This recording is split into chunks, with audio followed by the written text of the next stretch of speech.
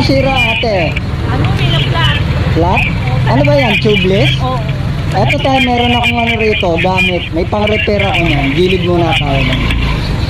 Kanina ka pa kanina ka pa nagtutulak eh. Yung ano, dyan pa daw sa may Santa Ana. Ako, ang layo. Santa Ana? Ang layo pa rin ah. Wala nga po dito. Ah, Ang layo pa po nung inano ko, sabi ko, naku, ang bigat. malayo pa pinaglakaran nyo? Saan pa kayo galing? Doon ba po sa may dulo, wala rin doon. Dito lang daw ang malapit. Saan po ba kayo papunta? Dito po sa may Levi Mariano. Diyan po yung bahay namin, ang kaso malayo. Ang ano, ang vulcanizing. Ibig sabihin kakaliwa ka sana doon. Dumiretso ka kasi malayo dito daw meron. Eto na, meron akong ano dyan. Hirap kasi, di ba, pag paahon, nahihirapan ako. Oo. Kaya ang ginawa ko, didiretso ko na lang sana. Eto na, saglit lang yan. Meron akong gamit dito eh.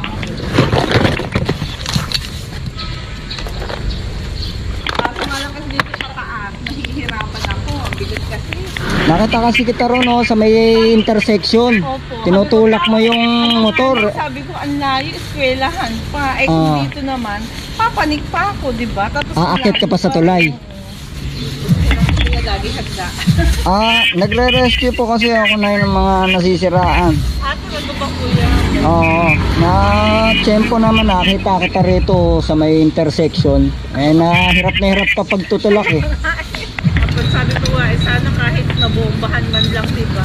Siyempre, alam mo na ang Pilipino, bihira lang naman talaga yung tutulong sa ano, di ba? Totoo naman. Marami pa yan ay. Pararamihin natin. Saan ka nagtatrabaho, kuya? Ito ang trabaho ko kasi na eh.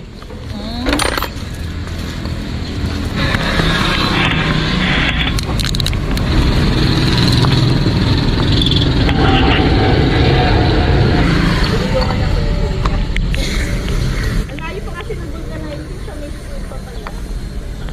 Layo pa pinanggalingan ko doon pa po sa doon. Buti nakita ko ni kuya.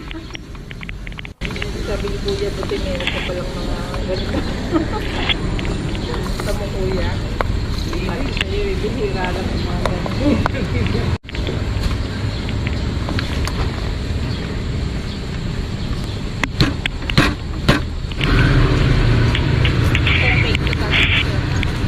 You're welcome, May. Sir, ano ang pangalan niyo? Nas po. Opo. Ganito na, i-testing mo muna. Ikot